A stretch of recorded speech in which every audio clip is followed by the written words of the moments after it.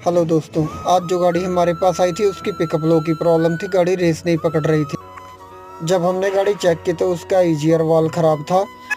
जब हमने ईजीआर वाल खोल के बाहर निकाला तो वो बहुत गंदा हो चुका था। ईजीआर वाल का जो काम है, जो एग्जॉस्ट गैस बनती है उसको दोबारा से इंजन में रिसर्कुलेट करता है वो।